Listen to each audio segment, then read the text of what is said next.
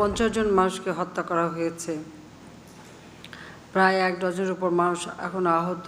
সেখানে আমাদের 3 জন বাংলাদেশের নাগরিকও মৃত্যুবরণ করেছে। আমি তাদের প্রতি শোক জানাই। আর এই ধরনের ঘৃণ্য ঘটনা, যেটা সন্ত্রাসী এবং জঙ্গিবাদী ঘটনা, এই ঘটনা আমি তীব্র নিন্দা জানাচ্ছি। এটুকু আশা করব যে বিশ্ববাসী অন্তত এই ধরনের ঘটনার শুধু নিন্দাই করবে না, এই ধরনের জঙ্গিবাদ সন্ত্রাস যাতে চিরতরে বন্ধ হয় সেই ব্যাপারে ব্যবস্থা নেবে। আর আমি এটা বিশ্বাস করি যে যারা জঙ্গি, যারা সন্ত্রাসী, তাদের কোনো ধর্মও নাই, তাদের কোনো দেশও নাই, কোনো জাতিও নাই। তারা সন্ত্রাসী।